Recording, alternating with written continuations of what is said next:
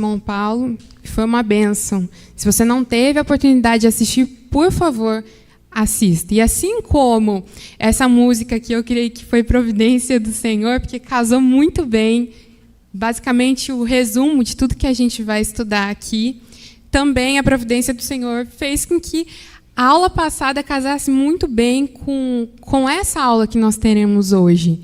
Apesar da gente estar fora da ordem aqui da confissão, porque se a gente fosse seguir, as aulas não iam cair uma após a outra, mas pela providência divina, elas caíram uma após a outra, e eu creio que uma vai servir de complemento para a outra, elas vão casar direitinho. Por isso que, se você não assistiu, seria muito bom que você assistisse essa aula após a aula de hoje. Tá bom? Hoje a aula, então, como já está disposto ali, vai ser sobre a lei de Deus, capítulo 19 da nossa Confissão de Fé Batista de 1689, que temos estudado com a graça do nosso Deus e aprendido muito, muito mesmo. Temos sido muito enriquecidos com o aprendizado desse documento de fé que nós temos. Eu também tenho certeza que, a partir desse tema, quando a gente começa a pensar sobre esse tema, cada um aqui já se deparou, se a gente for comparar o tema das duas aulas, com esse embate entre a lei e a liberdade. Porque o que a gente ouve por todos os lugares e o que está muito enraizado na nossa mente é que a liberdade só existe se não existir a lei. Mas quando a gente vai estudar biblicamente, a gente vê que não é assim.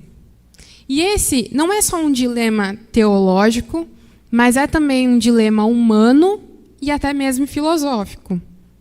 E hoje nós vamos continuar, então, desenvolvendo esse tema, tratando essas questões com a graça do nosso Deus e o auxílio do Espírito Santo. E eu queria convidar cada um de vocês a, mais uma vez, abaixar as cabeças para nós podermos orar. Senhor Deus, nós te agradecemos, Pai, por essa manhã, pelo teu cuidado com as nossas vidas, por ter nos trazido aqui, Senhor. Te agradecemos por este hino, Senhor, que foi cantado, que seja realmente, Senhor, a nossa oração. Que nosso maior desejo seja obedecer ao Senhor. Para isso, Senhor, nos ajuda a compreender, Senhor, a função da lei que o Senhor nos deu. Por que o Senhor nos deu a tua lei? O que é a tua lei?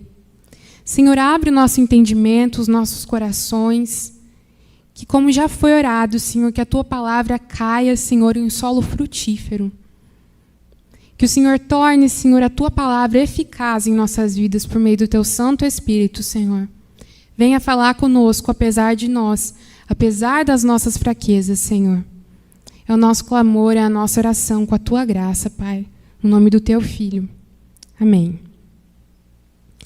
Bom, então, antes da gente partir propriamente para a leitura, para o estudo do texto da confissão, eu gostaria que a gente pensasse um pouquinho sobre o contexto em que nós estamos inseridos, porque isso tem muita importância para o tratamento desse tema, dessa temática que nós temos aqui. A gente precisa admitir logo de cara não só o dilema que existe entre lei e liberdade, mas a nossa própria dificuldade com a lei. É difícil de engolir esse assunto. A lei de Deus. Mas por quê? Primeiro, porque nós somos pecadores e nós odiamos os limites. É por isso que a gente tem aquela famosa frase, né? O proibido é mais gostoso. Porque a gente sempre quer ultrapassar os limites. Sempre. Nós temos essa tendência por causa do pecado. Outra coisa que é muito relevante para a gente. Nós vivemos em um país que é muito marcado pelo catolicismo. E como a gente sabe, o catolicismo ele enfatiza muito a salvação pelas obras, através do cumprimento da lei e de fazer tudo de maneira correta. Para quê? Para que nós possamos alcançar o céu. Ali o slide.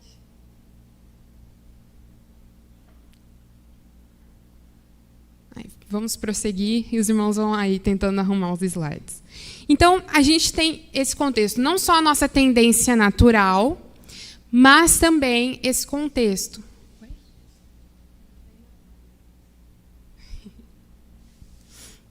Outra coisa que talvez vai ser ainda mais importante para nós, vai fazer muito mais sentido. Nós não só vivemos em um país marcado pelo catolicismo, mas também nós vivemos em um cenário evangélico que é marcado pelo dispensacionalismo, um cenário que é pentecostal e também arminiano, que é marcado pelos usos e costumes e tem grande imposição de regras rígidas e que não tem amparo bíblico. E isso o Paulo já desenvolveu muito bem na aula passada. Com tudo isso, com todo esse cenário disposto, a gente precisa compreender o que é a lei. Isso precisa estar muito claro nas nossas mentes. O que é a lei? O pastor Mauro Meister, no seu livro maravilhoso, Lei e Graça, ele nos ajuda com essa definição. É um livro muito bom, que vai ser usado aqui de base para muitos das citações que a gente vai precisar. E ele traz o seguinte sobre a lei. O substantivo Torá... Oi?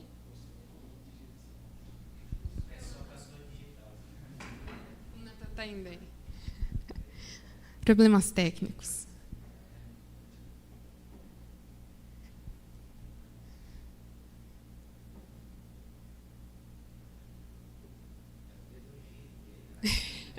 Aí, agora foi.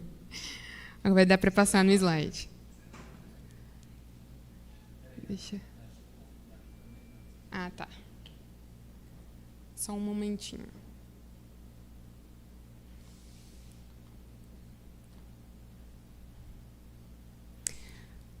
Bom, vamos seguir. Então, como eu dizia, o pastor Mauro Meister ele vai definir o que é lei. O que é lei? Ele fala: o substantivo Torá, na língua hebraica, é o termo mais usado no Antigo Testamento para falar da lei. Seu sentido mais amplo é instrução. É usado mais de 220 vezes, referindo-se às diversas formas da lei, quer de Deus ou leis de nações. Outros substantivos também são usados para falar da lei e traduzidos como mandamentos, ordenanças, testemunhos, estatutos, preceitos e palavra.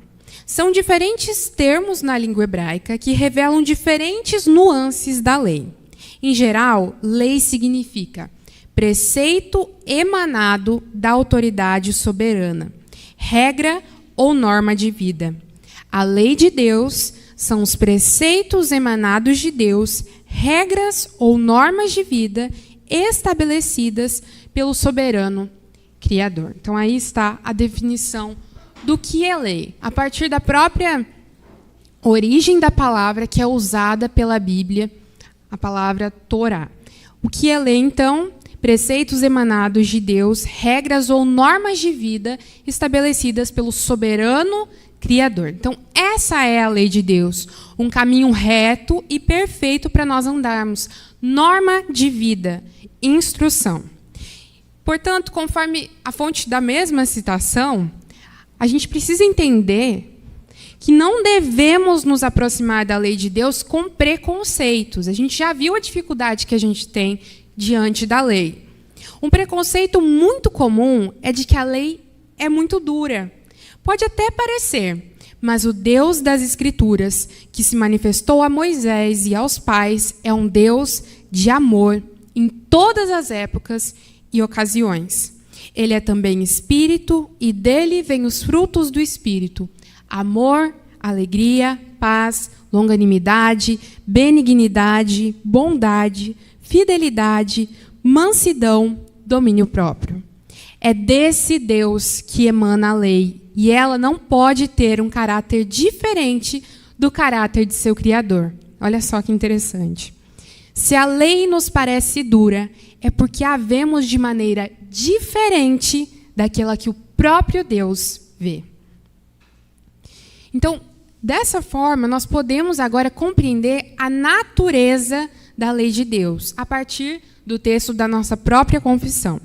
E para isso eu gostaria, então, que se você não abriu, que você se dirigisse comigo à página 75, capítulo 19, da nossa confissão de fé.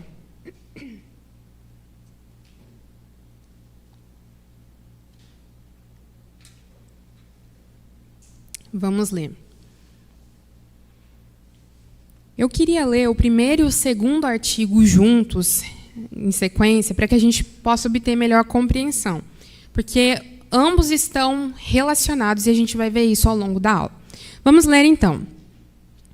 Deus deu a Adão uma lei de obediência universal, escrita em seu coração, e um preceito particular de não comer do fruto da árvore do conhecimento do bem e do mal, a qual ele obrigou-o e a toda a sua posteridade para pessoal, inteira, exata e perpétua obediência. Prometeu vida com base em seu cumprimento e ameaçou com a morte a violação dela, e o dotou com o poder e a capacidade para guardá-la. E a gente tem aí as referências bíblicas que embasam. Vamos então para o ponto 2. A mesma lei que primeiramente foi escrita no coração do homem continuou a ser uma regra perfeita de justiça após a queda, e foi entregue por Deus no Monte Sinai em 10 mandamentos, e escrita em 2 tábuas. Os 4 primeiros mandamentos contêm o nosso dever para com Deus, e os outros 6, o nosso dever para com o homem. Então, esses são os 2 pontos. Mas por que eu quis trazer esses 2 artigos juntos? Porque, como demonstra o próprio comentário da Confissão de Fé Batista, né, que é uma exposição moderna da Confissão de Fé Batista de 1689, de Samuel Waldron, saiu recentemente pela mesma editora que a gente usa aqui, a Confissão de Fé. Como demonstrado, a gente vê que a principal afirmação dos parágrafos 1 e 2 é que a mesma lei escrita no coração de Adão foi reiterada nos 10 mandamentos. Esse é o ponto-chave aqui do nosso texto, dos artigos 1 e 2. A mesma lei que estava escrita no coração de Adão e Eva é a lei que foi dada nos 10 mandamentos. E nós vamos observar isso, de perto na exposição do conteúdo desses parágrafos. Eu gostaria de, primeiramente, destacar uma sentença do primeiro parágrafo. A gente vai olhar aqui de pertinho. Que diz o seguinte: Deus deu a Adão uma lei de obediência universal. Se você puder, se você tiver com papel, com caneta, você grifa lei de obediência universal. Em seguida, contrastando com essa lei universal, você pode grifar também preceito particular. Eu pedi para você grifar porque aqui a confissão tem algo muito importante a nos ensinar. E isso embasa toda a nossa compreensão sobre a lei. Nós temos a tendência muito forte de pensar que a lei surgiu depois da queda, não é mesmo? Como se ela se restringisse aos 10 mandamentos. Antes de Moisés dar a lei, não havia lei. A partir do momento que as leis são gravadas nas 2 tábuas, então nós temos a lei. Mas isso é algo que não tem sentido e não tem base bíblica. Não tem base alguma. Por quê? Porque aqui nós vemos que Deus deu uma lei de obediência universal a quem? A Adão e Eva. E não só isso, mas também um preceito particular. E relacionado a isso, o pastor Mauro Meister também explica o seguinte: pode-se perceber logo nos primeiros capítulos de Gênesis que a lei começou a ser dada ao homem. No próprio Éden, Deus começou a apresentar sua lei perfeita, manifestando a sua vontade soberana à sua criatura. Não devemos pressupor que a lei antes da queda se resuma à lei positiva. Aí a gente pode se perguntar, mas poxa, que termo é esse? O que é lei positiva? O que ele está se referindo aqui como lei positiva seria o mesmo que na confissão está como preceito particular. E assim ele continua fazendo referência a isso. A ordem de não comer do fruto da árvore do conhecimento do bem e do mal, ainda que seja uma referência clara à vontade de Deus. É necessário expandir nossa visão quanto à lei.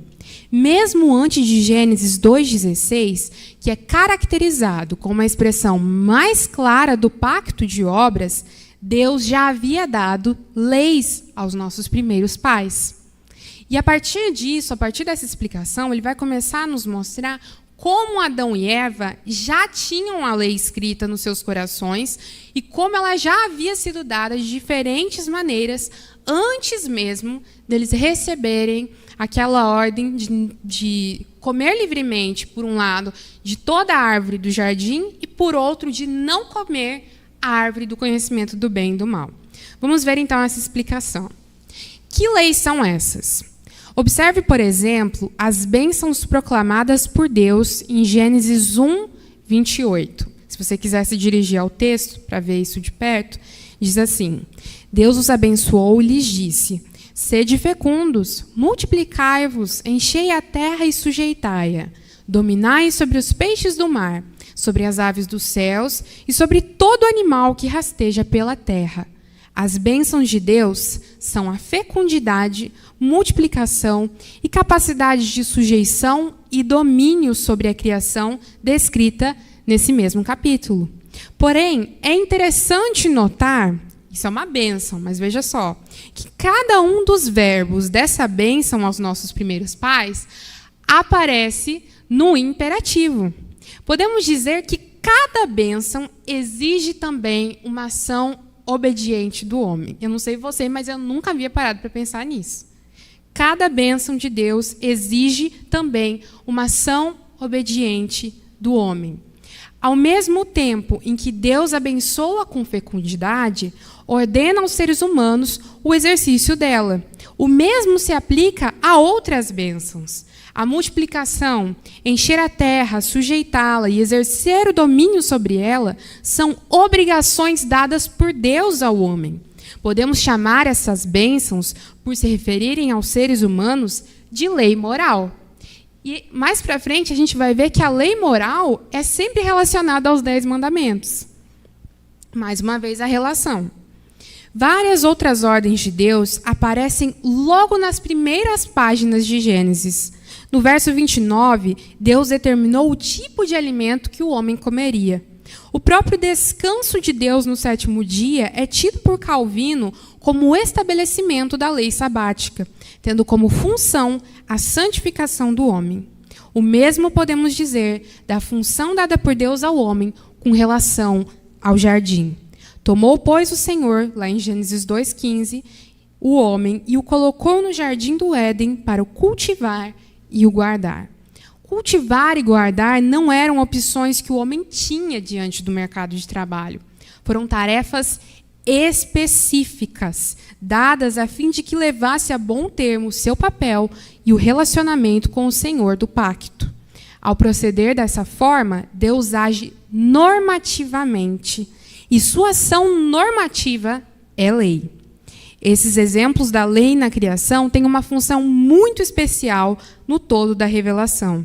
Eles servem para nos mostrar que a lei de Deus está ligada diretamente à forma como ele determinou relacionar-se com o ser humano, antes mesmo do pecado.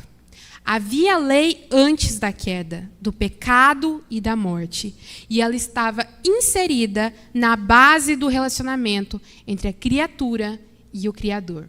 Diante disso, o autor ainda conclui: a lei foi dada ao homem no contexto da criação, antes do pecado e antes de ser registrada e reconhecida como escritura.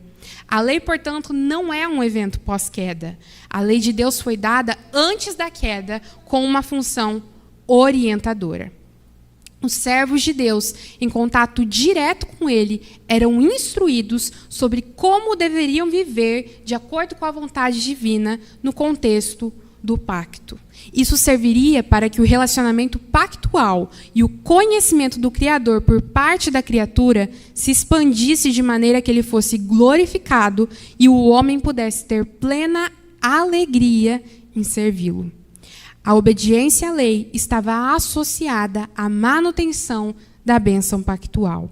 A não obediência estava associada à retirada da bênção e à aplicação da maldição.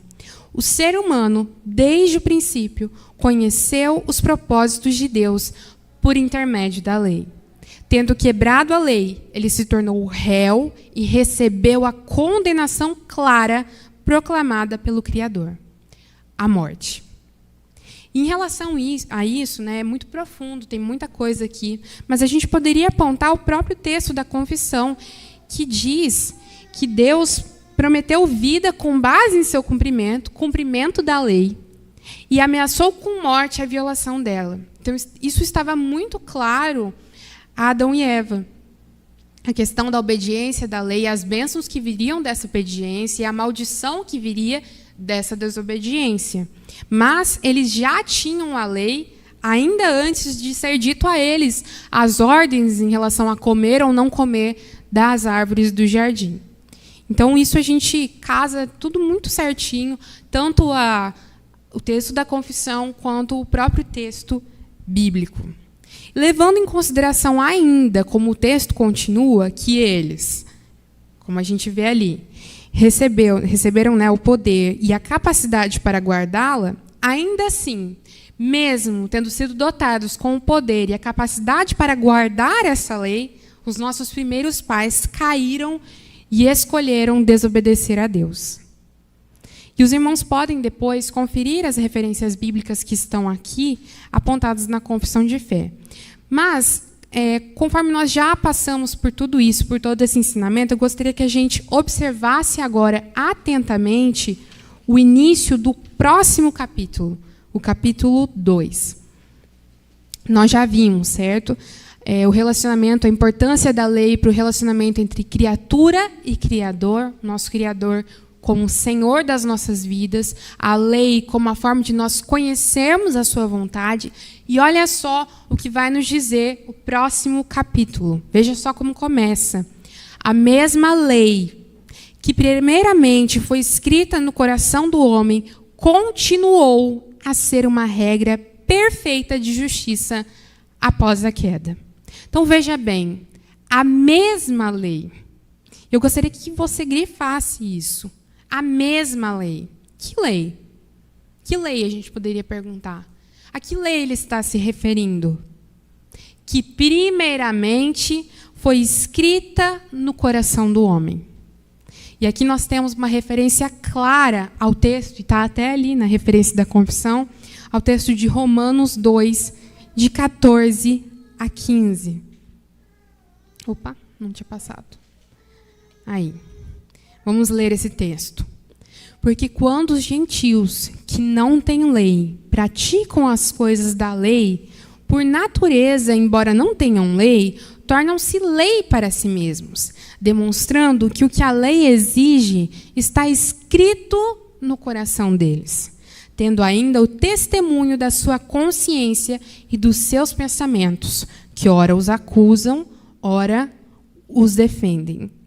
Então, aqui a gente vê, assim como no texto está mencionado a lei escrita no coração, no texto da confissão também isso está mencionado. E a exposição da Confissão Batista, ela explica perfeitamente o que esse texto da Escritura quer nos dizer. A gente precisa entender isso, o que quer dizer esse texto, o que quer dizer a lei que está escrita no coração, para que a gente possa compreender toda a função da lei, toda a relação da lei antes da queda, depois da queda, e entender o que está no próprio texto aqui da confissão. Olha só o que diz. Na primeira parte do versículo 12, Paulo afirma que aqueles que não têm a lei pecam e perecem. Então, aqui ele está falando do versículo 12. Isso levanta o questionamento. Como os homens podem pecar e perecer se não possuem a lei? Evidentemente, de forma geral, essa é a justificativa para Deus condenar os homens que nunca possuíram a revelação especial. Paulo aborda essa questão muito importante nos versículos 14 e 15, que foram os que nós lemos. Precisamos reconhecer que a questão acima tem certa validade. Nós podemos fazer esse questionamento.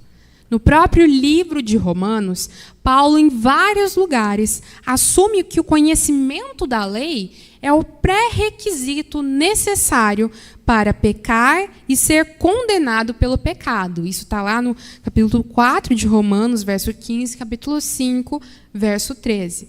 Mas o que Paulo responde a isso? A resposta básica de Paulo à pergunta está contida na frase: estes, para si mesmos, são lei, que contém o sujeito e o predicado da frase contido nos versos 14 e 15. Essa afirmação fala da realidade do seu confronto com a lei de Deus. Embora não a tenham recebido como uma revelação escrita, no entanto, são confrontados com ela. Isso nos fala acerca dos meios do seu confronto com a lei de Deus.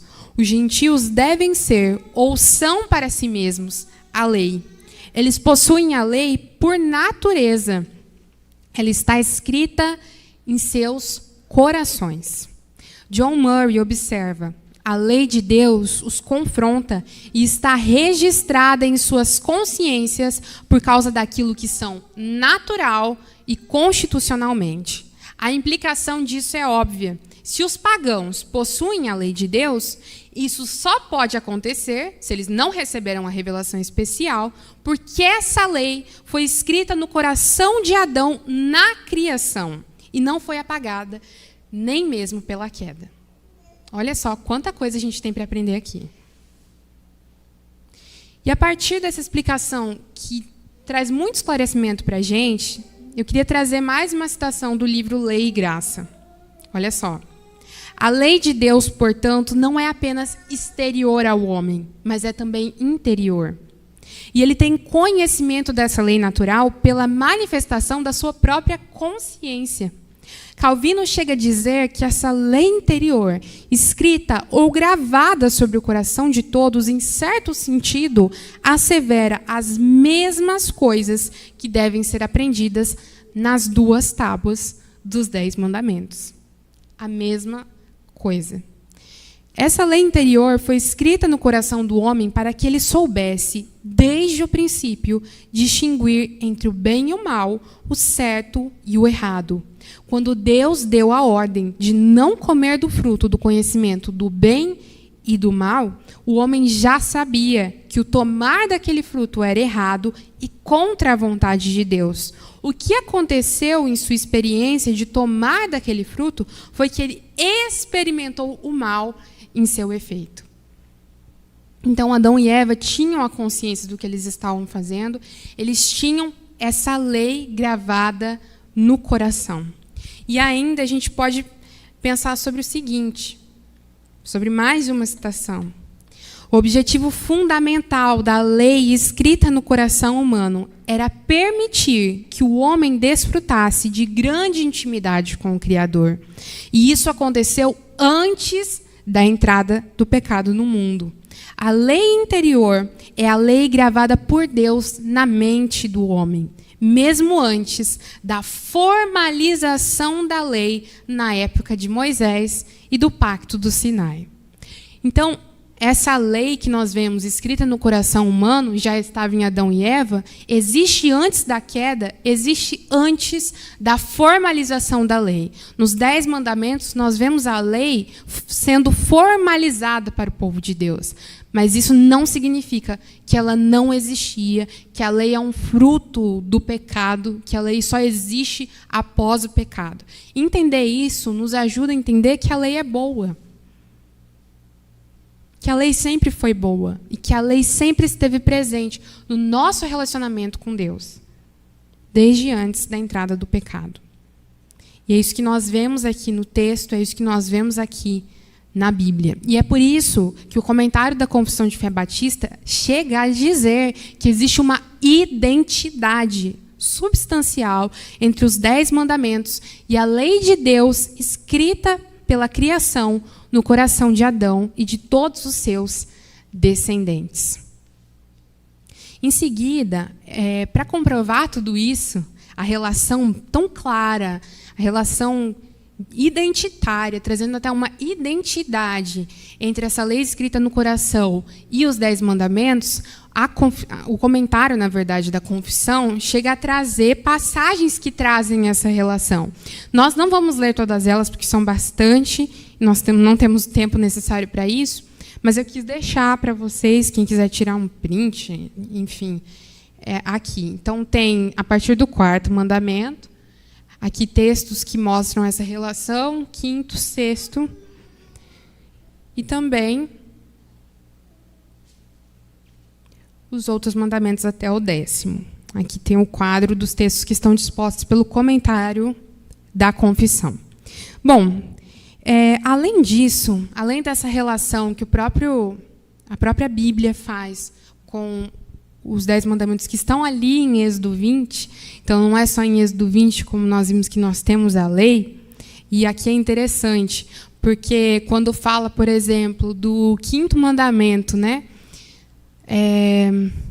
Do quinto, que fala sobre obediência aos pais, ele traz um texto ali que trazia, não me lembro se, eu acho que é, não é isso, mas enfim, eu não me lembro exatamente se é o texto que fala de apedrejar os filhos que não obedecem, eu acho que não é esse texto, mas nós temos essa relação em como as leis já demonstravam esse respeito, essa honra que era devida pelos 10 mandamentos sendo expostos ali em Êxodo 20. O 7º mandamento, por exemplo, o 4º. O 4º mandamento que fala sobre guardar o 7º dia. A confissão vai trazer o texto lá de Deus descansando. O Senhor descansando como um exemplo dessa lei. Isso antes da lei ser formalizada. Então, são essas relações, depois os irmãos podem ler em casa com maior profundidade, com mais tempo. Mas não só isso, mas a gente ainda pode destacar, como está lá no texto da confissão, o seguinte, a organização dos 10 mandamentos. Olha só, se você pegar lá na confissão, também no ponto 2, os 4 primeiros mandamentos, como diz ali, contêm o nosso dever para com Deus e os outros 6, o nosso dever para com o homem. Aí eu fiz um quadro para a gente ver isso bem direitinho, como estava ali exposto. Então, desse lado, o nosso dever para com Deus e desse outro, o nosso dever para com o próximo. É assim que estão divididos os 10 mandamentos. E aqui cada versículo que fala de cada mandamento. É aqui que estão dispostos, é assim que estão, na verdade.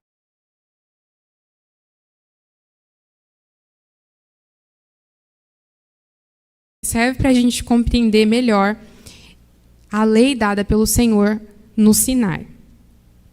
Compreendido tudo isso, que a lei não foi dada somente depois da queda, a importância da lei para o nosso relacionamento com o Senhor, a função da lei, a organização dos 10 mandamentos, como isso já estava tudo relacionado antes da formalização da lei, a gente pode partir para o 3º parágrafo do nosso capítulo.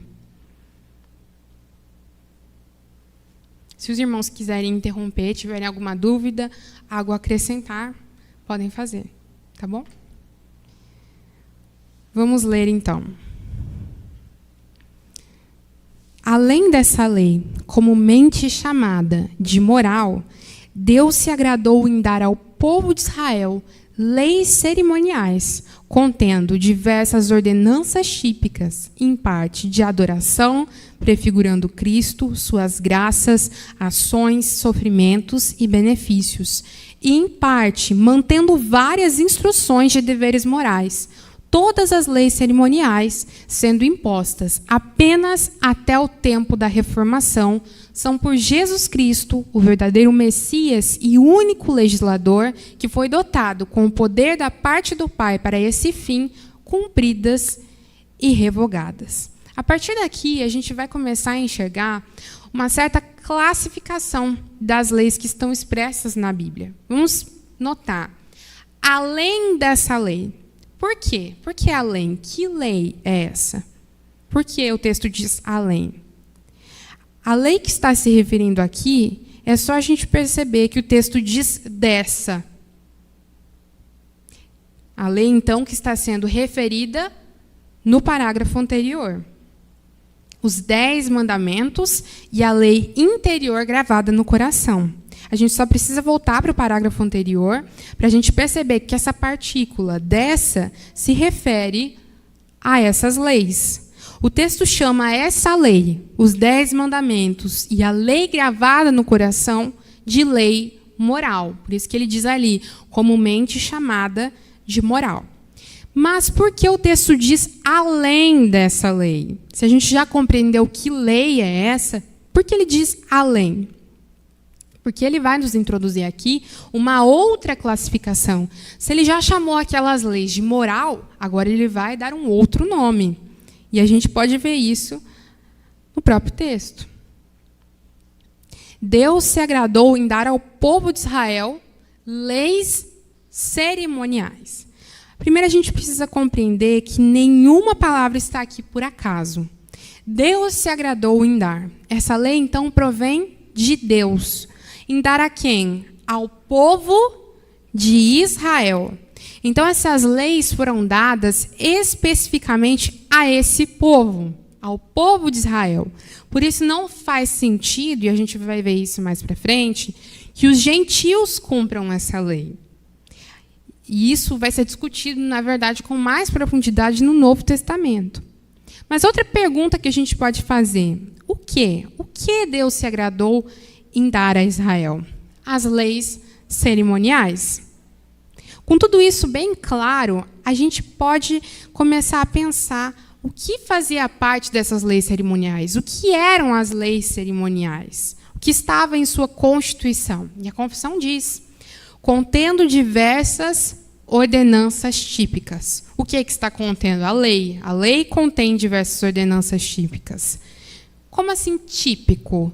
Que representava tipos, figuras. É o mesmo que ordenanças figuradas ou ordenanças figurativas, que representavam alguma figura. E, a partir daí, o texto vai começar a explicar que figuras eram essas. Veja só. Em parte de adoração, prefigurando Cristo. Então, Cristo está aí como figura central. Suas graças, ações, sofrimentos e benefícios. E, em parte, mantendo várias instruções de deveres morais. Ou seja, se a gente for parar para pensar nas leis cerimoniais, elas se relacionavam à adoração do povo de Deus, elas tinham um caráter figurativo que representava Cristo e também servia de instrução, tendo um caráter de ensino de deveres morais. Por exemplo, se a gente pensar na lavagem cerimonial que os sacerdotes tinham que fazer, ela representava e ela lembrava o povo da necessidade da pureza espiritual e da santidade no serviço a Deus. Veja, então, é uma lei, mas por mais que ela não sirva para nós hoje, ela tem princípios. E esses princípios já existiam naquele momento que ela foi dada. A lavagem cerimonial representava a pureza espiritual. Então, todas essas coisas que a gente pode tirar daqui. E aqui o texto ainda coloca uma condição. Todas as leis cerimoniais sendo impostas apenas até o tempo da Reformação. São por Jesus Cristo, o verdadeiro Messias e único legislador que foi dotado com o poder da parte do Pai, para esse fim, cumpridas e revogadas. Então, nós podemos resumir esse ensino da seguinte forma. Se as leis cerimoniais foram dadas exclusivamente ao povo de Israel e tinham como função o ensino e, principalmente, representar a Cristo, logo, se Cristo já veio, não há mais necessidade de nada que o prefigure. Porque o real, a imagem real já está entre nós. Nós não precisamos mais das figuras que o representavam. Por isso que o texto da Bíblia, e nós vamos ler depois esses textos, diz que a lei é sombra. Porque Cristo já veio. Então, é por essa razão, por esse raciocínio que a gente tira a partir da Bíblia, como demonstrado aqui também no texto da confissão, que a gente pode concluir que as leis cerimoniais foram revogadas, foram cumpridas. Eu sei que muitas vezes a gente escuta, para nós só serve a lei moral. As leis cerimoniais, as leis civis do povo de Israel não servem mais para nós. Mas às vezes a gente não sabe o porquê. E é importante que a gente saiba por quê. Porque a gente pode se deparar com pessoas que tragam esse e aquele argumento, que dizem que essas leis são para nós, ou então que nenhuma lei é para nós, nem a lei moral. E a gente tem que estar muito bem embasado biblicamente, doutrinariamente, para a gente saber como se portar, para a gente saber o que pensar, para a gente ter a nossa consciência muito clara diante do Senhor, diante das pessoas que estão próximas a nós. Então, a gente precisa ter isso muito bem claro. Outra coisa, se na nova aliança não há mais distinção étnica, ou seja, se o povo de Deus não se restringe mais a uma nação, mas se estende, como nós vemos na palavra, a todo povo, língua e nação, não tendo um domínio sobre a outra, então também não faz mais sentido que nós cumpramos as leis cerimoniais. A única utilidade dela que permanece para nós, e a gente vê isso no próprio texto da confissão, é o ensino. É o caráter instrucional da lei cerimonial. A gente pode olhar para trás, a gente pode ler a Bíblia e observar o porquê dessa e daquela ordenança e o seu sentido espiritual. E para comprovar isso, a gente pode ler as seguintes referências bíblicas. Hebreus 10:1, por exemplo, um texto muito importante para a gente compreender isso. Ora, sendo a lei sombra dos bens futuros e não a imagem exata das coisas boas, jamais pode aperfeiçoar os que vêm apresentar suas ofertas por meio dos sacrifícios que continuamente se oferecem de ano em ano. E uma boa dica, já que a gente aqui já leu um texto de Hebreus, um versículo de Hebreus, é ler o livro de Hebreus. Para compreender isso, é muito importante ler o livro de Hebreus, junto com o livro de Levíticos. O livro de Levíticos é o livro que todo mundo lê na Bíblia e fica: poxa, mas para que isso? Como assim? Mas isso não tem nada a ver comigo. Mas se a gente lê realmente estudando e comparando também com o livro de Hebreus, tudo passa a fazer sentido. E a gente começa a entender esse sentido espiritual que havia até mesmo nas leis cerimoniais. Outro texto, Colossenses 2:17. Os quais são sombras das coisas que haveriam de vir. Olha só. Mas a realidade é Cristo. Então, esse texto aqui já está resumindo tudo. A lei, todas essas ordenanças, a lei cerimonial, são sombra. Mas a realidade é Cristo. Cristo é a imagem exata, como a gente vê lá no livro de Hebreus.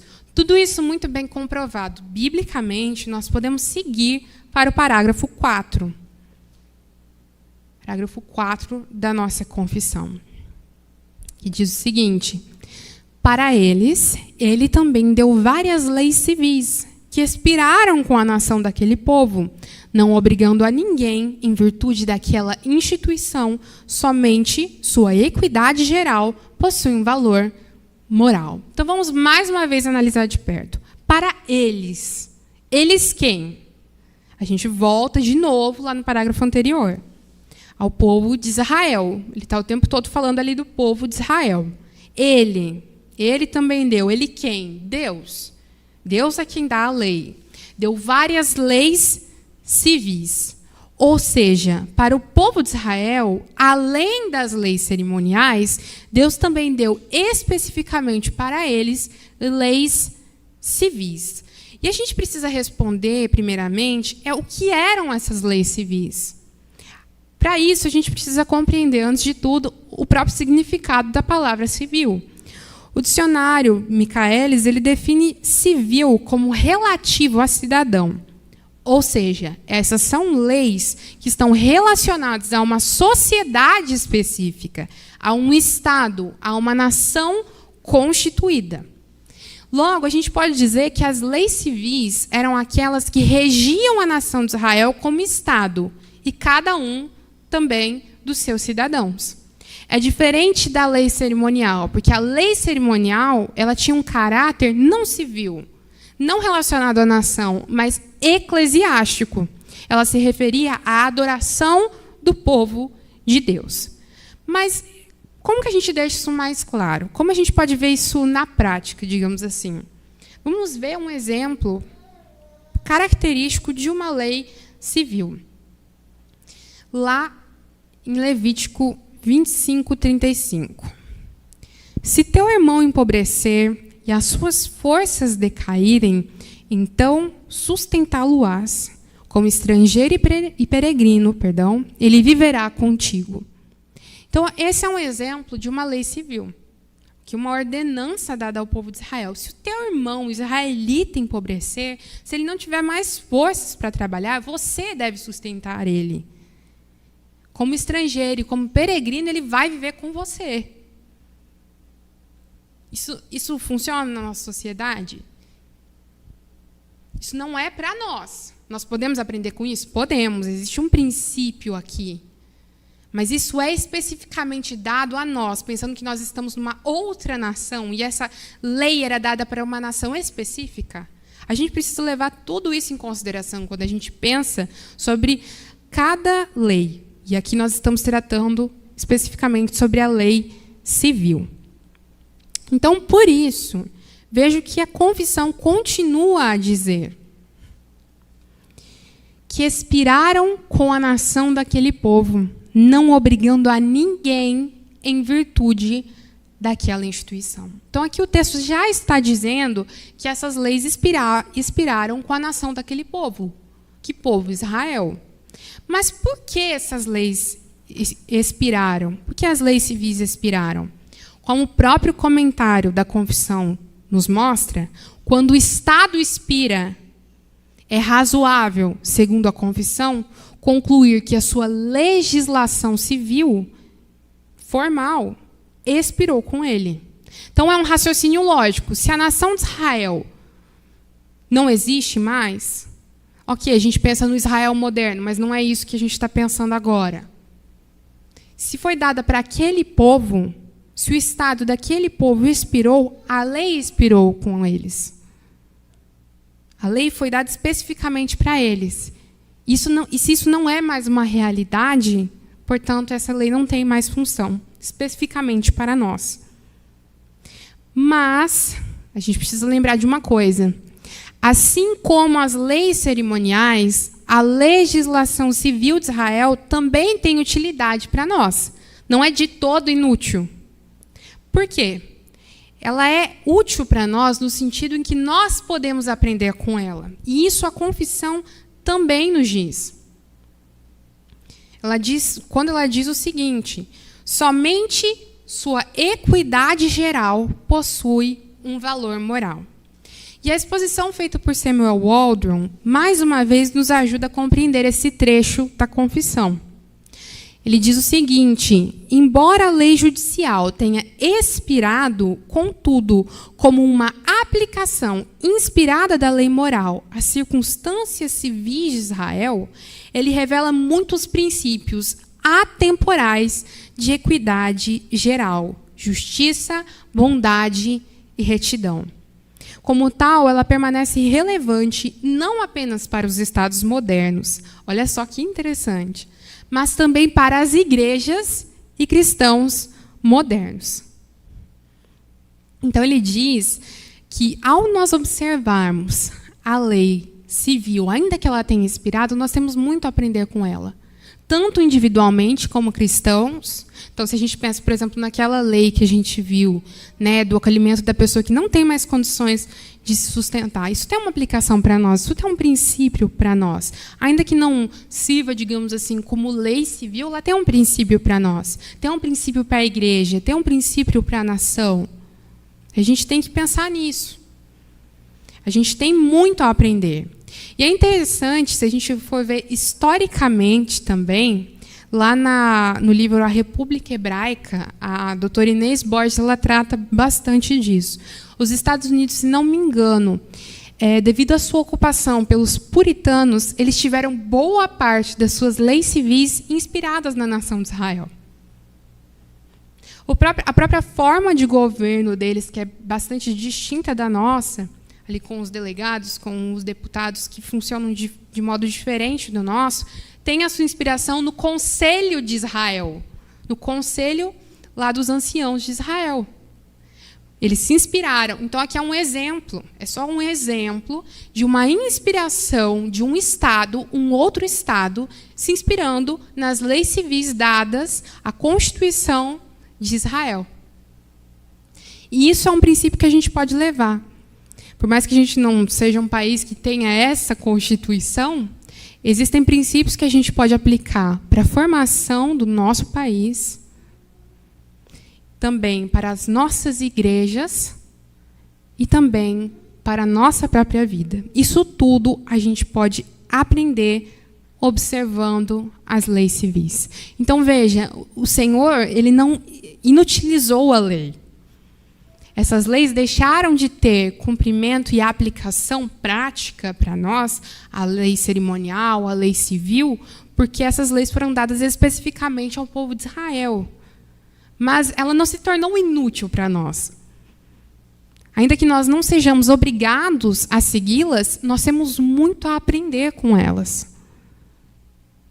Se existe toda uma ordenança, a gente poderia dizer até ritual, né, em relação ali à cerimônia de adoração do povo de Israel, com tanto respeito e reverência, e o sacerdote precisava se purificar, a gente pode trazer isso para nós hoje, pensando em como tem sido a nossa reverência no culto do Senhor. Em como está o culto do Senhor hoje. Se as nossas igrejas têm sido fiéis às ordenanças, ao direcionamento do Senhor dado na palavra. E isso é muito diferente da igreja trazer o shofar para dentro do culto, da igreja trazer a arca para dentro do culto, porque não adianta nada. As igrejas acham que estão mais santas porque trazem o shofar, porque trazem a arca, mas não tem reverência na adoração. E o que está servindo para nós hoje, o que nós temos como utilidade da lei cerimonial é isso. Da mesma forma com a lei civil. Então, a gente precisa pensar sobre isso, refletir a respeito disso, porque a gente está muito confuso com relação à lei de Deus. Se existe um assunto que existe confusão, é quando a gente pensa sobre a lei de Deus. Por isso que a gente tem que gastar tempo nesse assunto, meditar, pensar e ter isso muito bem claro nas nossas mentes. Com tudo isso explicado, nós podemos resumir toda essa classificação das leis dadas pelo nosso Deus com base em uma citação também do livro Lei e Graça, que diz assim: Miles Coverdale, um dos sucessores de Tyndale, escreveu sobre a divisão da lei. A lei cerimonial dirigiu os judeus para a fé no seu Messias. A lei cerimonial está agora cumprida em Cristo. A lei judicial não é obrigatória para o governo cristão, mas é modelo para o uso civil, encorajando o bom governo e a paz. A lei moral, essa é permanente e ainda aplicável a todos os cristãos. Então, aqui a gente tem o esclarecimento, a definição dessas três leis, né? Essa tríplice divisão da lei. Isso precisa estar muito claro na nossa mente. Também o comentário da Confissão de Fé Batista. Veja só. A Bíblia distingue claramente entre os 10 mandamentos e o restante das leis mosaicas. A posição singular e a importância dos 10 mandamentos são indicadas pelos fatos de que só eles foram falados pela voz de Deus. Só eles foram escritos pelo dedo de Deus. Só eles foram colocados na arca de Deus. Só eles foram acompanhados pelo terror de Deus no Monte Sinai. E só eles foram escritos em pedra. Eles são distintos dos outros mandamentos, estatutos e juízos da lei mosaica. Então, aqui, a exposição, o comentário da Confissão de Fé vai trazer não só essa divisão, mas essa distinção entre essas três leis, tendo prioridade a lei moral expressa nos 10 mandamentos e também na lei interior gravada no nosso coração. Aqui a gente vê E isso comprova mais uma vez o que já foi exposto do fato de a lei cerimonial e a lei judicial não terem mais aplicação direta para nós, mas sim a lei moral. Essa permanece, porque a própria Bíblia faz distinção dela. E isso está muito claro aqui. E é exatamente essa distinção, por essa distinção, que o texto que nós estamos estudando segue dizendo no parágrafo 5. A lei moral obriga para sempre a todos, tanto pessoas justificadas como as demais, a obediência a ela. Isso não apenas no que concerne à matéria nela contida, mas também no que diz respeito à autoridade de Deus, o Criador, que a deu. Nem Cristo, no Evangelho, de forma alguma a abroga, mas antes reforça muito essa obrigação. Então, a Bíblia, como nós vimos, ela distingue essas 3 leis e ela dá prioridade à lei moral. Agora, o que a confissão quer nos mostrar aqui, através de um raciocínio bíblico, é que, apesar das leis cerimoniais e das leis civis não nos obrigarem mais à sua obediência, apesar de nós não estarmos mais debaixo dessas leis específicas, nós permanecemos obrigados perpetuamente à obediência da lei moral, conforme ela está expressa, como já dizemos, nos 10 mandamentos e atestada na lei gravada nos nossos corações. Então, a lei moral permanece. Depois dessa distinção muito clara feita pela confissão, ela agora vai reiterar isso, ela vai trazer novamente. Eu penso assim que essa confissão de fé, ela é autoexplicativa. Se você simplesmente pegar ela para ler, comparar com os textos, pronto. Já está feito. Você já compreendeu, não tem mais o que dizer. Nem precisa de muita coisa. Por isso que é tão importante a gente estar lendo o texto da confissão em casa. A gente, como Paulo disse na aula passada, fazer uma leitura completa. Comparando versículo por versículo, é nisso que eu creio? É isso que a palavra mostra? Porque se eu não creio, eu preciso provar biblicamente por que não é isso que eu creio. Então, a gente precisa fazer esse exercício. Bom, vamos ver agora alguns textos que comprovam isso. Romanos 13, de 8 a 9. Olha só. A ninguém fiqueis devendo coisa alguma, exceto o amor com que vos ameis uns aos outros, pois quem ama o próximo tem cumprido a lei. Olha só. Então, aqui ele já falou de cumprir a lei do Novo Testamento na Nova Aliança. Pois isto, não adulterarás. E aqui ele vai citar boa parte de Êxodo 20. Não matarás, não furtarás, não cobiçarás. E se há qualquer outro mandamento, tudo nesta palavra se resume. Amarás o teu próximo como a ti mesmo. Outro texto, Tiago 2, de 8 a 11. Se vós, contudo, observais a lei régia segundo a Escritura, amarás o teu próximo como a ti mesmo, fazeis bem. Se, todavia, fazeis acepção de pessoas, cometeis pecado, sendo arguidos pela lei como transgressores. Pois qualquer que guarda toda a lei, mas tropeça em um só ponto, se torna culpado de todos. Tiago está falando isso aqui no Novo Testamento, na Nova Aliança. Porquanto aquele que disse, não adulterarás, também ordenou, não matarás. Ora, se não adulteras, porém matas, vens a ser transgressor da lei. A partir de tudo isso, a gente pode concluir que no que se refere à lei moral, nós permanecemos debaixo dela. Mas não está na palavra que a gente não está mais debaixo da lei? Sim, mas no que se refere à condenação. Nós não estamos mais debaixo da maldição da lei. A lei não me condena mais, ela não me amaldiçoa mais. Nessa maldição que vem pela desobediência. Por quê? Porque Cristo nos libertou disso. Cristo nos libertou da maldição da lei. Mas no que se refere à obediência dessa lei, sim, nós estamos debaixo da lei moral. Por isso, veja ainda o que continua a dizer o texto da confissão. E isso não apenas no que se refere, no que concerne a matéria nela contida, mas também no que diz respeito à autoridade de Deus, o Criador que a deu. Ou seja, nós estamos obrigados a obedecer à lei moral não só pelo seu conteúdo ainda se aplicar a nós, como nós já vimos, como já foi explicado, mas também porque ela foi dada por Deus, o nosso Criador. Ela foi dada a todos os homens. Veja, primeiramente ela foi dada a Adão e Eva, e lá não havia distinção étnica nenhuma, assim como não há mais.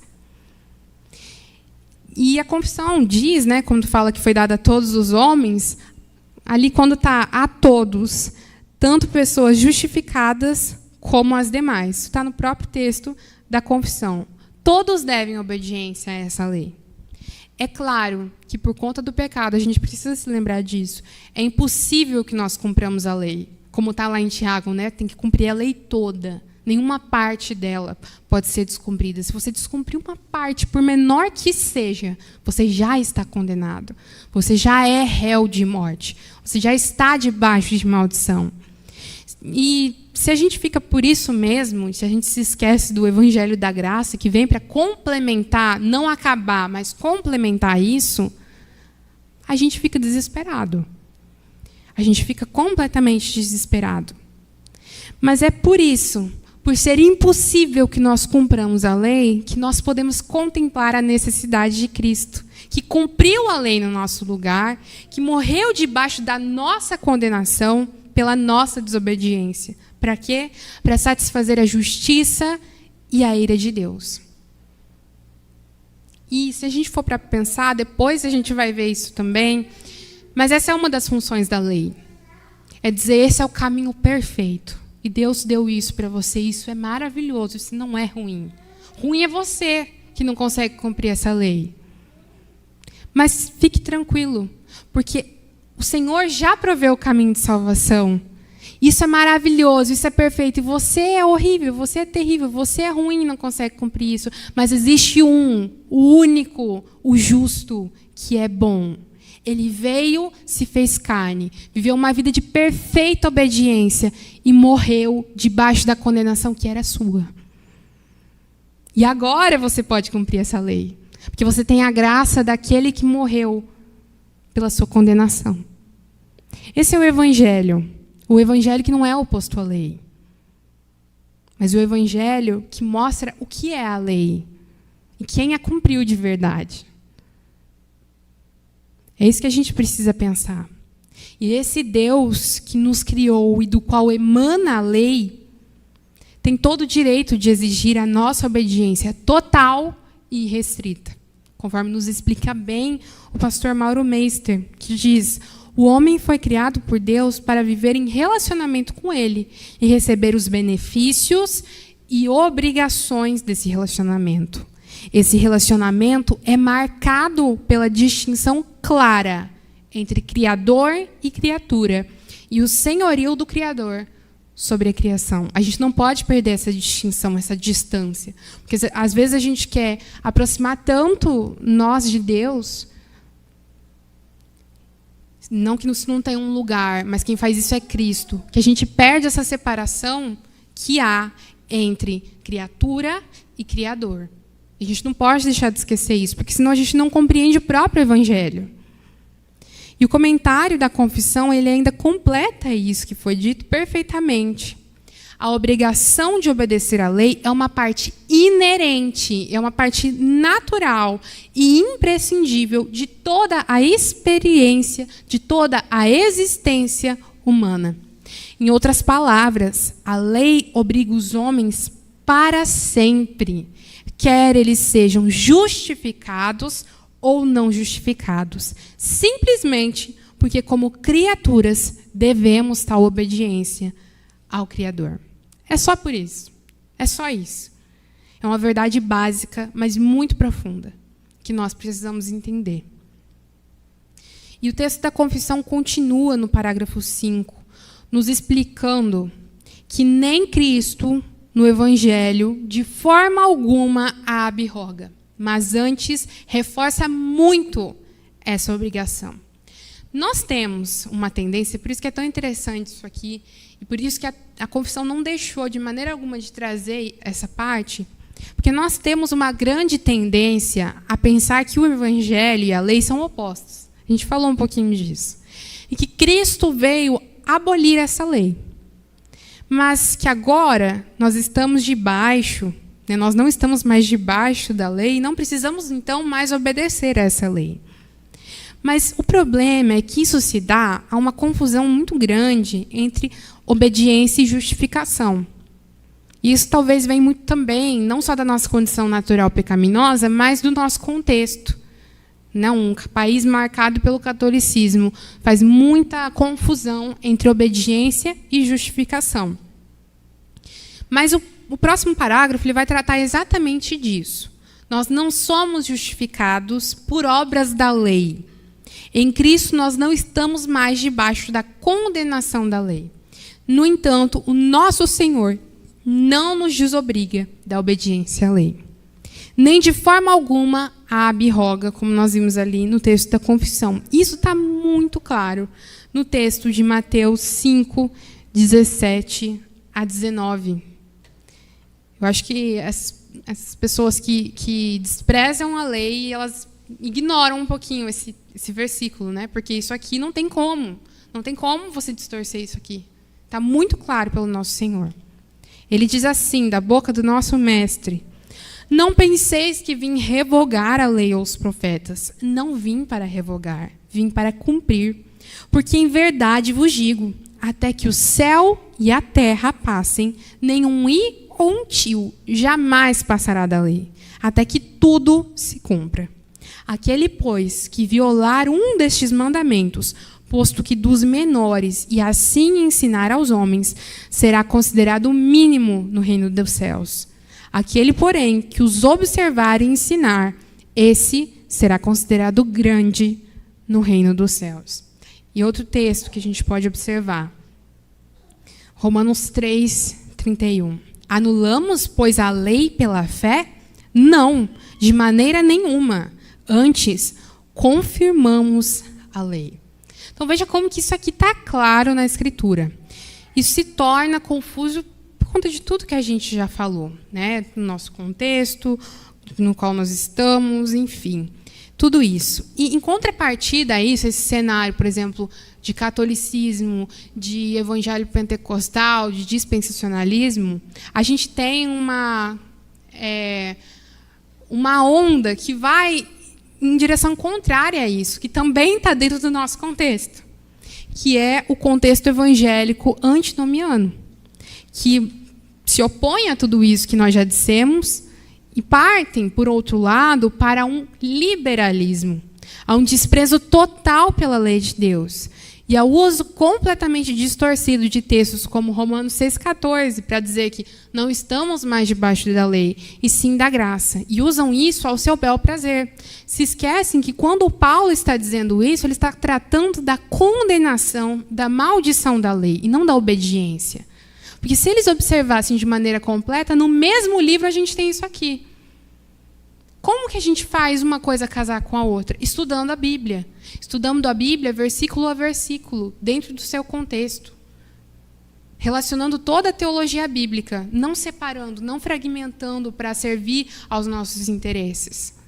Então a gente precisa muito tomar cuidado, porque por um lado a gente está nesse cenário legalista, nesse cenário de justificação pelas obras, e por outro, nós estamos num cenário em que despreza completamente a lei.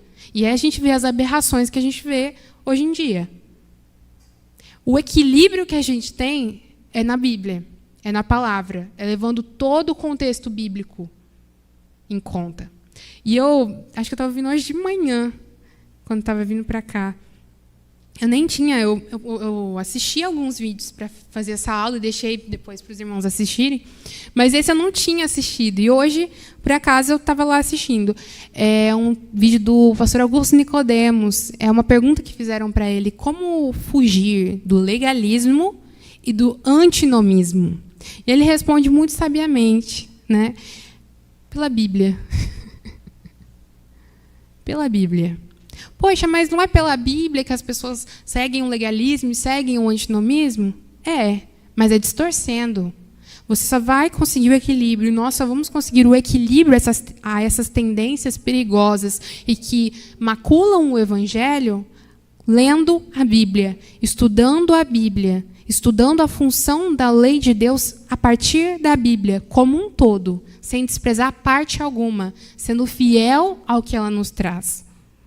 Sendo fiel não aos nossos interesses, não à nossa razão, mas ao que ela coloca. E a gente sabe que ela sempre vai ir contra o que nós desejamos. Então a gente precisa pensar sobre isso. Lidos todos esses textos, a gente pode ver o comentário da Confissão Batista, mais uma vez, que diz de forma muito clara, explicando perfeitamente isso aqui. Cristo reforça a autoridade original da lei. Ele reforça. Ele não coloca o conteúdo ou a questão da lei sobre um novo fundamento. Ele não elimina a obrigação de obedecer ao nosso Criador, mas acrescenta, olha só, acrescenta a obrigação de obedecermos ao nosso Redentor com gratidão. Então a coisa agora não ficou mais fácil, ficou mais difícil. Porque agora você não tem que só obedecer, você tem que obedecer com gratidão. E isso nós vemos muito claramente no Sermão do Monte. E caso você não saiba, a gente tem no YouTube, né, a gente já teve várias pregações aqui na igreja sobre este sermão de Jesus, o Sermão do Monte. E o pastor Itamar já nos explicou muito bem tudo isso. E conforme a gente vai vendo, a gente vê que, por exemplo, não adulterarás, né, o mais claro.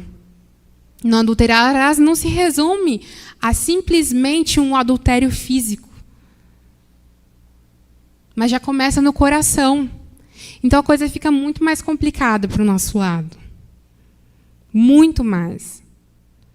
Porque ele vai dizer, vocês acham que é um mero cumprimento? Não. Você precisa observar isso, não só na prática também, mas com a mente e no coração. É uma obediência integral da lei, que só é possível através do Espírito Santo de Deus. E é isso que Cristo fez. Ele continua a nos ordenar a obedecer à lei, a obediência à lei moral.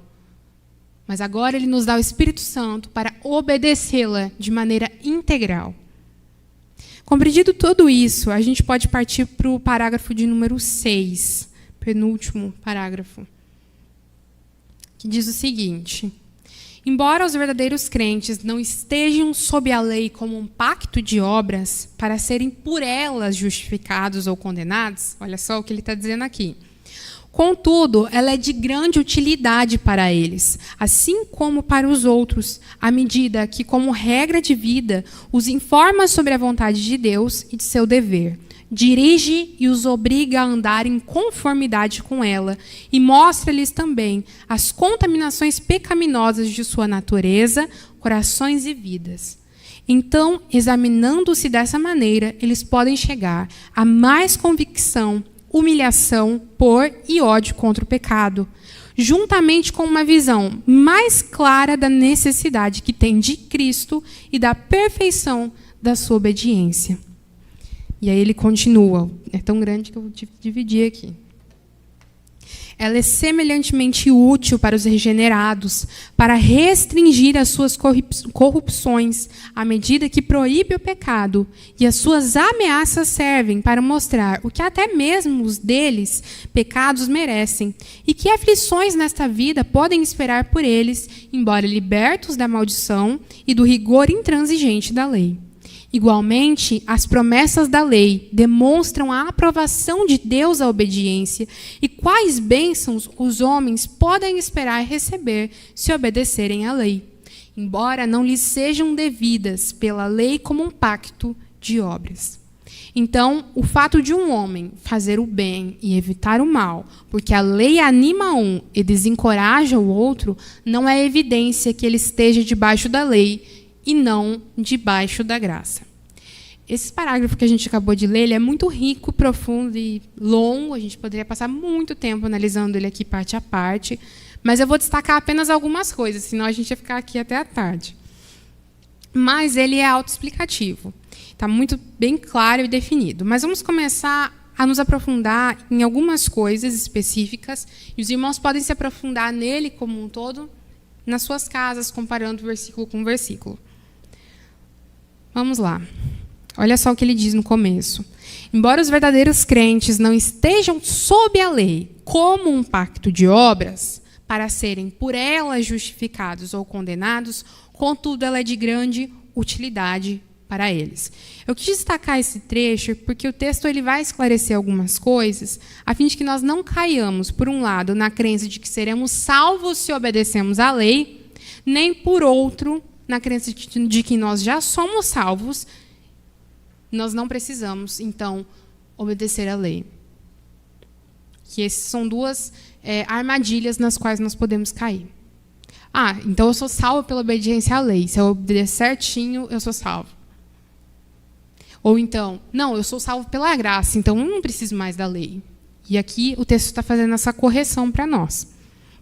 A confissão comentada, ela expõe esse parágrafo, quando ela diz: no início do capítulo 6, a confissão qualifica com cautela a obrigação vinculativa da lei, declarando cuidadosamente que os crentes verdadeiros não estão sob a lei como um pacto de obras, mas como uma regra de vida.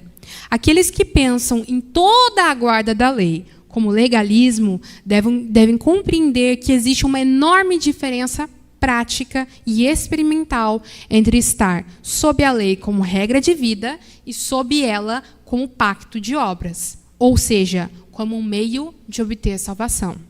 O crente não está sob a lei como um meio de justificação. Não está. Então ele está declarando isso aqui. Como pacto de obras, a lei é um senhor severo que paga somente o salário da morte. Como regra de vida, sob a qual nós estamos como crentes no Senhor, ela é uma lei de liberdade na qual o cristão se deleita. É isso que a gente precisa ter em mente.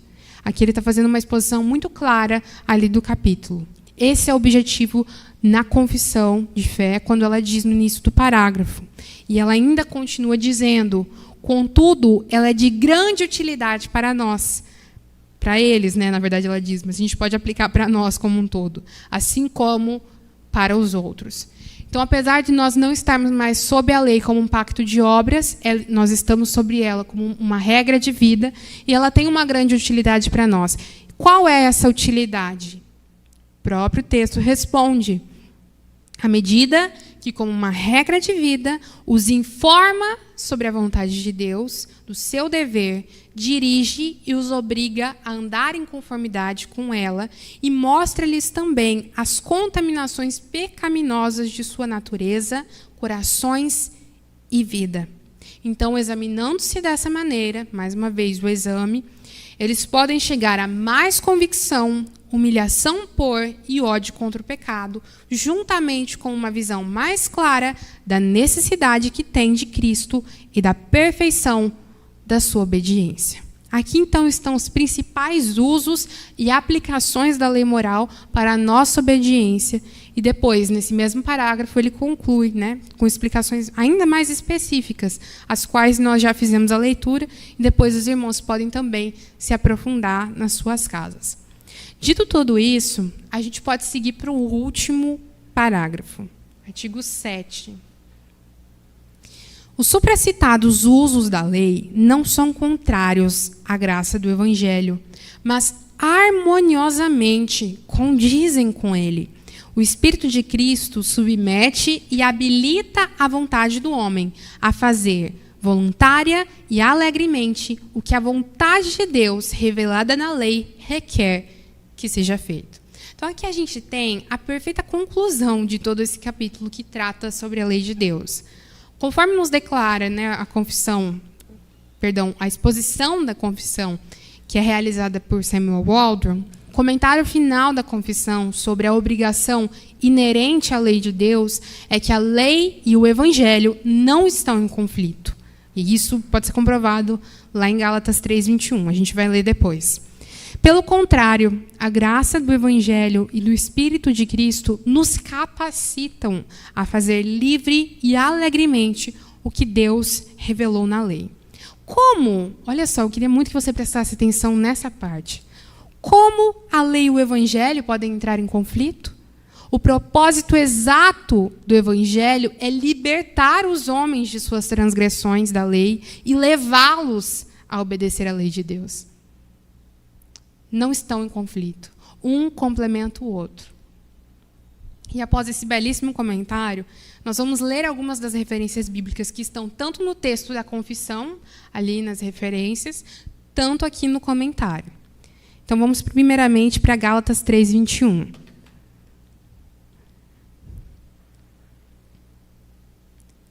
Era para eu ter passado esse slide, mas enfim, vamos lá. Gálatas 3:21. Então, será a lei contrária às promessas de Deus? De modo nenhum. Pois se tivesse sido dada uma lei que pudesse conceder vida, a justiça, na verdade, seria pela lei. Ezequiel 36:27. Também porei o meu espírito dentro de vós, e farei com que andeis nos meus estatutos, e obedecereis aos meus mandamentos, e os praticareis. Aqui é uma referência à nova aliança. Ele está falando sobre obediência à lei através do Espírito. Outro texto ainda. Jeremias 31:33. Mas esta é a aliança que farei com a casa de Israel depois daqueles dias, diz o Senhor.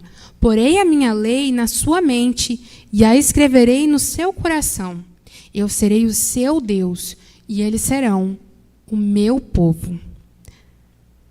Romanos 8:1-4. Portanto, agora já não há condenação alguma para os que estão em Cristo Jesus, porque a lei do Espírito da vida em Cristo Jesus te livrou da lei do pecado e da morte. Pois o que para a lei era impossível, visto que se achava fraca por causa da carne, Deus o fez na carne, condenando o pecado e enviando o seu próprio Filho em semelhança da carne do pecado e como sacrifício pelo pecado, para que a justa exigência da lei se cumprisse em nós, que não andamos segundo a carne, mas segundo o Espírito. Não há como esses textos comprovarem mais o que está expresso na confissão. Não existe como. E é por isso que a gente pode ver aqui o início, que diz o seguinte, o início do texto do capítulo 7.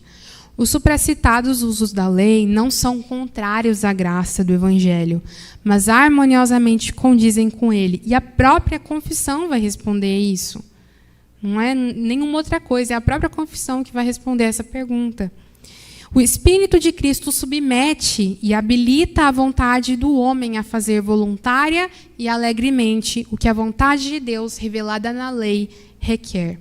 Então, por que a lei não é contrária à graça? Esses usos que foram mencionados lá no artigo 6, que a gente já viu, a lei como norma de vida, por que esses usos não são contraditórios ao Evangelho, mas em harmonia condizem com ele? Porque o Espírito de Cristo submete e habilita a vontade do homem a fazer essa vontade ser feita, a cumprir a lei de Deus, a cumprir a sua vontade revelada na sua lei.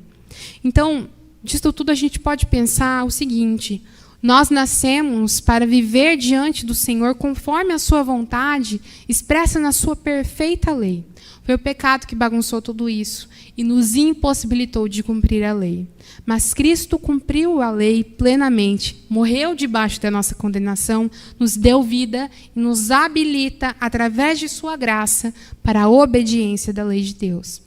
E é nesse caminho que o pastor Mauro Meister declara: o crente faz uso da lei de Deus para compreender como viver e agradá-lo. Como saber o que agrada a Deus? Como viver de acordo com a sua soberana vontade? A resposta dada pelo próprio Senhor é João 14:21. Aquele que tem os meus mandamentos e os guarda, esse é o que me ama. E qual é o mandamento de Cristo, se não o mandamento do próprio Pai? Por isso o texto continua dizendo: e aquele que me ama será amado por meu Pai, e eu também o amarei e o manifestarei a ele. Porém, sem a graça especial e salvadora, o homem seria maldito por causa dessa mesma lei, da qual agora ele se beneficia. Sem a graça de Cristo, esse homem nada é, senão um condenado do castigo eterno. Então, o próprio Cristo, através da sua graça, através do seu Espírito, nos habilita a cumprir essa lei e muda o nosso próprio relacionamento com a lei. E é nesse mesmo caminho que o reformador Martinho Lutero diz de maneira perfeita, eu creio que talvez você já tenha ouvido ou lido essa frase, que é maravilhosa. A lei me leva a Cristo para a justificação. Cristo me leva à lei para a santificação. A lei me leva a Cristo porque eu vejo o quanto eu preciso dele. Eu vejo que eu não me conformo a essa lei. Eu não consigo cumpri-la. E nele, então, eu sou justificado. Mas Cristo, tendo nele sido justificado, me leva à lei para a santificação, para que eu o obedeça. Ainda, também de forma semelhante, o reverendo Leandro Lima afirma: a lei é um instrumento da graça de Deus. Por quê? Por que ela é um instrumento da graça de Deus? A gente poderia perguntar. Ele mesmo diz: ninguém compreenderá perfeitamente o sacrifício de Cristo se não entender as exigências da lei. Então, a lei ela não é oposta à graça e ao evangelho, como a gente vê demonstrado amplamente pela grande maioria das igrejas evangélicas, que promovem essa dissociação. Muito pelo contrário. É isso que nós podemos ver claramente através da exposição clara, profunda e precisa da Confissão de Fé Batista de 1689. Então, que nós possamos, com base em todo esse ensinamento, meditar em tudo isso, para que a gente esteja isso muito firme nas nossas mentes e nos nossos corações. E que nós possamos também orar como o salmista, que diz no Salmo 119, 97, o salmo que, inclusive, mais fala sobre a lei. Salmo 119 inteiro falando sobre a lei. Diz no verso 97, como amo a tua lei, ela é a minha meditação o dia todo. E também no verso 33 a 36. Dá-me entendimento para que eu guarde a tua lei e a ela obedeça de todo o coração. Faze com que eu ande pela vereda dos teus mandamentos, pois nela tenho prazer. Inclina o meu coração para os teus testemunhos e não para a cobiça. Que esse seja realmente o desejo do nosso coração, que nós possamos compreender e ver a lei do Senhor como Ele a vê. Queria convidar os irmãos para orar e depois eu vou deixar alguns vídeos para a gente ver como sugestão de aprofundamento. Vamos orar? Senhor nosso Deus, nós agradecemos por tão rico conteúdo, Senhor, que há na Tua Escritura, que o Senhor também estimulou os irmãos que escreveram a Confissão de Fé Batista a escrever. Muito obrigada, Senhor, porque tudo que nós temos aqui é amplamente, Senhor, mostrado na Tua Escritura. Muito obrigada, Senhor. Obrigada pela Tua lei, Senhor. Obrigada porque o Senhor proveu Cristo para obedecer perfeitamente essa lei no nosso lugar, algo que nós não éramos capazes pelo pecado. Que obedeceu perfeitamente, Senhor, nos deu vida nova, Senhor, e agora nos leva de volta, Senhor, a essa obediência. A andar, Senhor, no caminho reto, diante do Pai.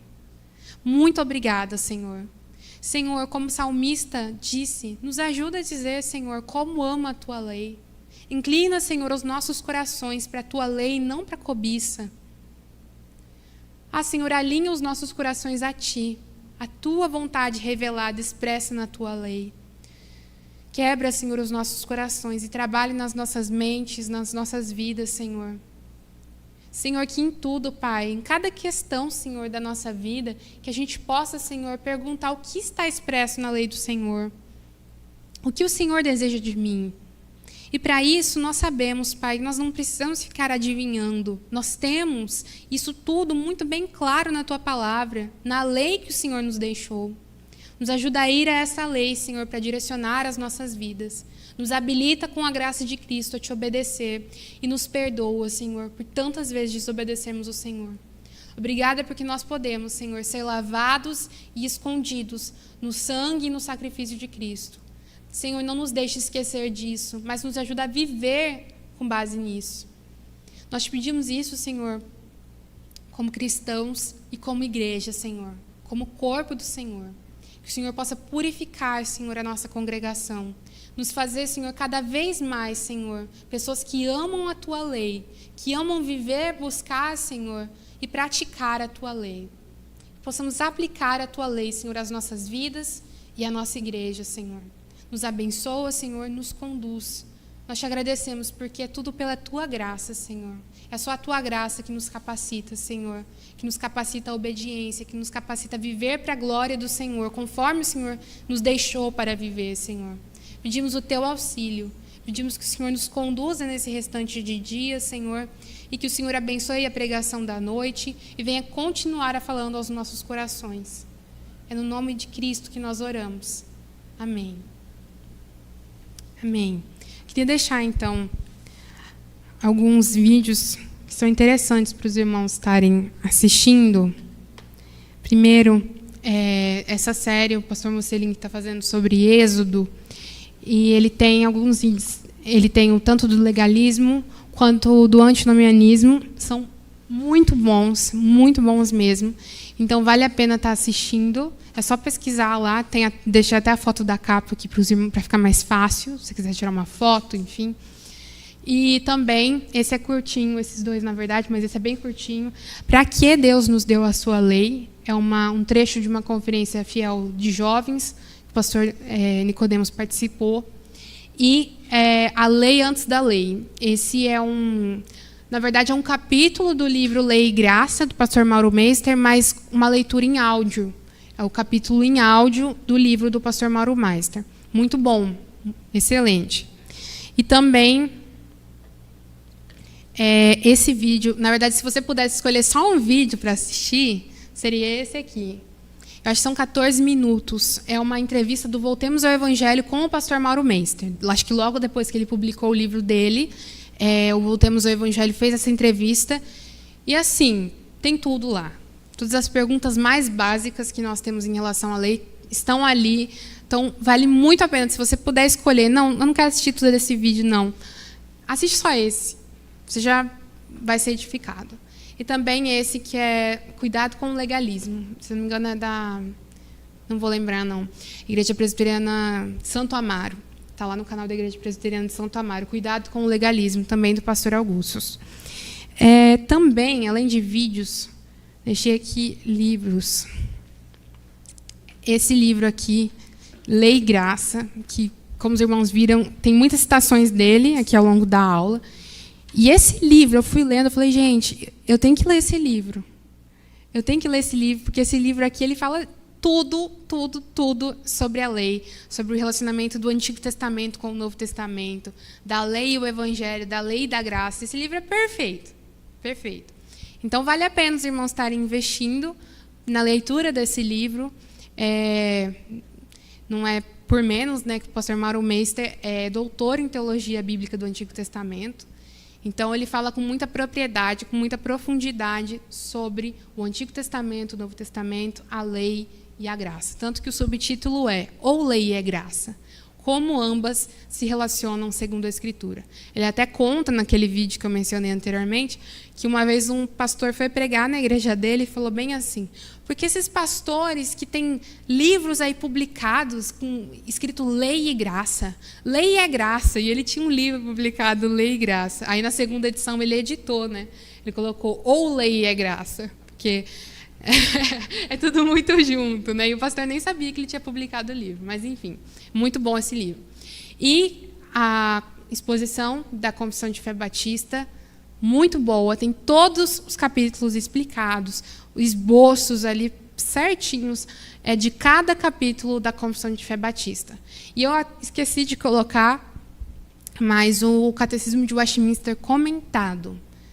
Eu ainda não achei outra coisa melhor para explicar os 10 mandamentos. Então, sério, é maravilhoso. A gente estudou lá em casa, eu, minha mãe e o Natan, a gente estudava à tarde, cada dia um capítulo. E é maravilhoso. Você vê assim, Senhor, como eu preciso da Tua graça, porque é muito mais profundo do que eu pensava. os 10 mandamentos. Porque se a gente vê assim, eu não mato, eu não roubo, eu não adultero. Mas não é só isso. É muito mais profundo do que isso. E é um excelente material para estudar os 10 mandamentos. Tudo com um embasamento bíblico e as referências para a gente ir comparando. Tá bom, irmãos? Muito bom estar aqui e foi muito bom a gente ter meditado sobre tudo isso. Deus abençoe a todos e a gente se vê à noite, se Deus quiser.